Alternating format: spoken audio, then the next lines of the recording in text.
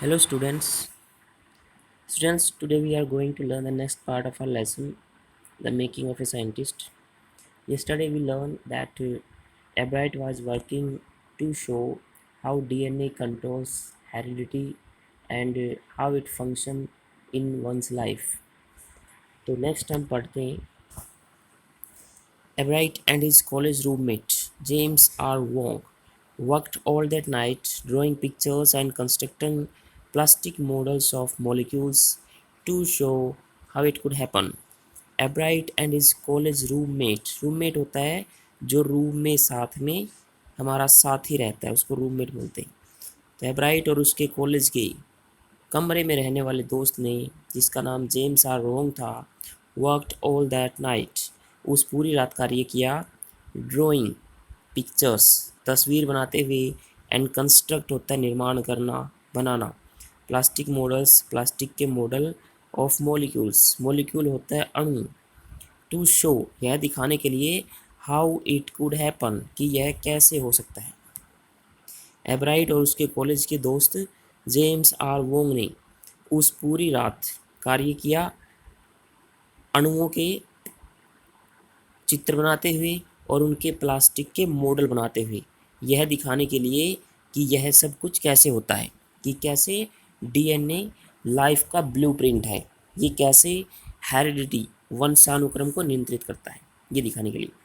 Together they letter wrote the paper that explain the theory.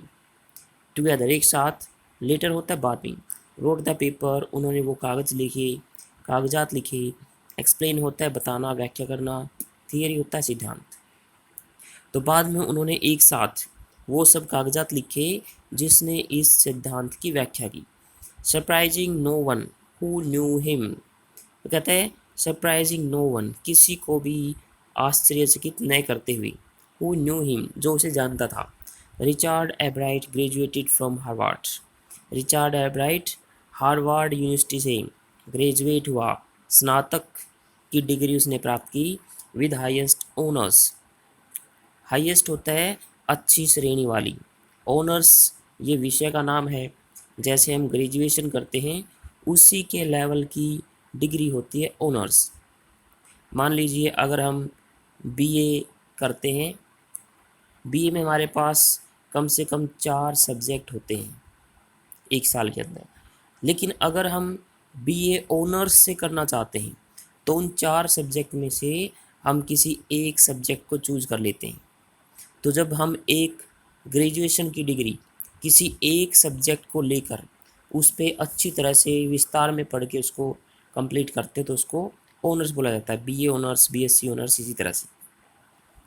तो जो एब्राइट को जानते थे उनमें से किसी को भी आश्चर्यचकित नहीं करते हुए, रिचार्ड एब्राइट हार्वर्ड यूनिवर्सिटी से उच्च श्रेणी की ऑनर्स से स्नातक की परीक्षा उसने पास की, second in his class of 1510, और वो अपनी कक्षा में 1510 बच्चों में से दूसरे नंबर पर रहा था।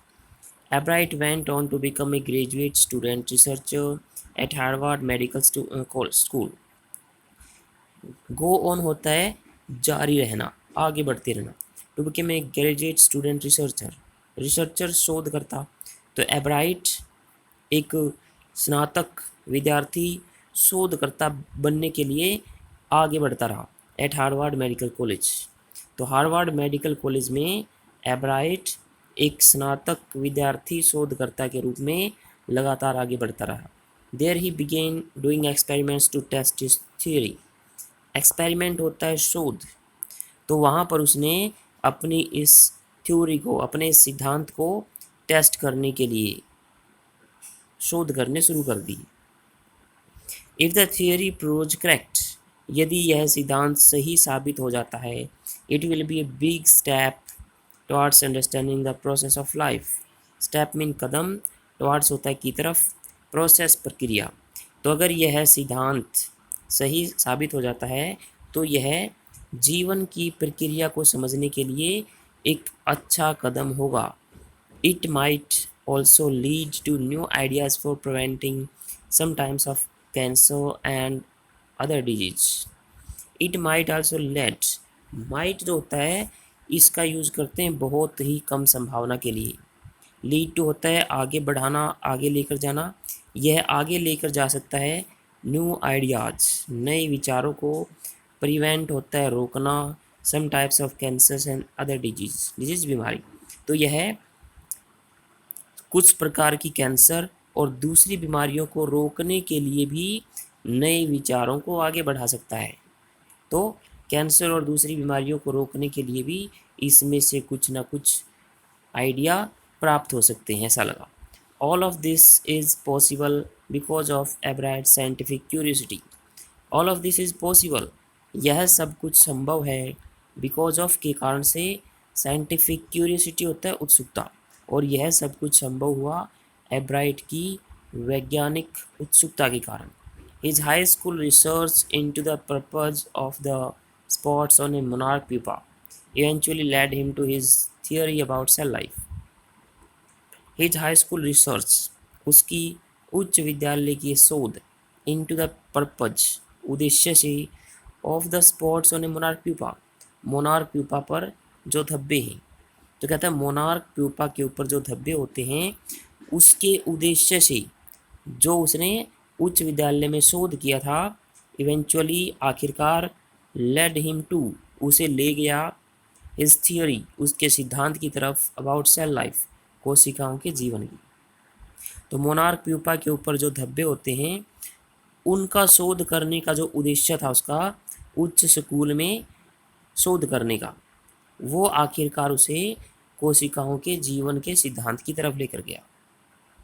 दोबारा सुन लेते इसको कि मोनार्क प्यूपा के ऊपर जो 12 गोल्डन स्पॉट्स होते हैं, धब्बे होते हैं, उनके ऊपर जो उसने शोध किया उसका उद्देश्य उसे आखिरकार कोशिकाओं के जीवन की सिद्धांत की तरफ लेकर गया। Richard Ebright has been interested in science since he first began collecting butterflies. Interest होता है रुचि होना। Ebright has been interested in science, Richard Ebright विज्ञान में रुचि लेता था। सिंस बिगिन, सिंस होता है से लेकर, फर्स्ट बिगिन कलेक्टिंग बटरफ्लाइज। तो एब्राइट की विज्ञान में रुचि पैदा हुई थी जब से उसने बटरफ्लाइज को इकट्ठा करना शुरू किया था। बट नॉट सो डीपली, लेकिन इतनी गहरी नहीं, that he has not time for other interest रुचियाँ, लेकिन इतनी गहरी रुचि नहीं थी ये कि उसके पास दूसरी रुचियों के लिए समय ही ना रही। Ebright also became a champion debater. Champion होता है विजेता, डिबेटर होता है वाद विवाद करने वाला, बहस करने वाला, एंड पब्लिक स्पीकर, और जनसाधारण का वक्ता, and a good canoeist. Canoe होती है डोंगी, मतलब अस्थाई नाव, जैसे कि हम कुछ बांसों को इकट्ठा बांध कर उसके ऊपर तैरें तो उसको डोंगी बोला जाएगा, कैनो बोला जाएगा। कैनोइस्ट मीन डोंगी चलाने वाला। And all around outdoors person, all around mean चहुमुखी, आउटडोर पर्सन बाहरी व्यक्ति। तो एब्राइट एक विजेता, वाद विवाद करता, जनसाधारण का वक्ता, और एक अच्छा डोंगी चलाने वाला, और एक चहुमुखी बाहरी व्यक्ति बन गया था। He is also an expert photographer. Expert होता है कुशल, वह एक कुशल फोटोग्राफर, पर्टिकुलरली निश्चित रूप से, of nature and scientific exhibits.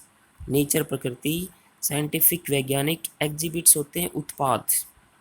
तो वह एक कुशल फोटोग्राफर भी है, मुख्य रूप से प्रकृति और वैज्ञानिक उत्पादों का। In his school Richard Ebright was a straight student. Straight होता है सीधा साधा, तो अपने स्कूल में रिचर्ड एब्राइट सीधा साधा एक विद्यार्थी था।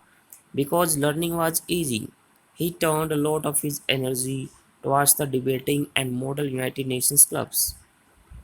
बिकॉज लर्निंग वाज ईजी, क्योंकि पढ़ाई आसान थी, ही turned a lot of his energy, turn mean घुमाना, मोड़ना, उसने अपनी बहुत सारी एनर्जी, ऊर्जा को मोड़ दिया था टुवर्ड्स की तरफ, डिबेटिंग, वाद विवाद, and model United nation club. तो क्योंकि पढ़ाई आसान थी, उसने अपनी बहुत सारी ऊर्जा को वाद विवाद और मॉडल यूनाइटेड नेशन क्लब की तरफ ही मोड़ दिया था, मतलब इन चीज़ों की तरफ वो ज़्यादा ध्यान देता था। He also found someone to admire. Admire होता है प्रशंसा करना। उसे कोई मिल गया था प्रशंसा करने के लिए। कौन था वो? Richard A Weiherer, his social studies teacher, उसके सामाजिक अध्ययन के अध्यापक, and adviser to both clubs, और वो इन दोनों ही क्लब के एडवाइजर सलाहकार भी थे। Mister Weiherer was the perfect person for me then. Perfect mean सही। उस समय मिस्टर वियरर मेरे लिए सही व्यक्ति थे। He open my mind to new ideas. उन्होंने नए विचारों के लिए मेरे दिमाग को खोला। एवराइट सेड, एवराइट ने सका। तो यहीं तक आज हम अपना लेसन पढ़ेंगे। इसके क्वेश्चंस को लिख लेंगे और याद कर लेंगे। Thank you.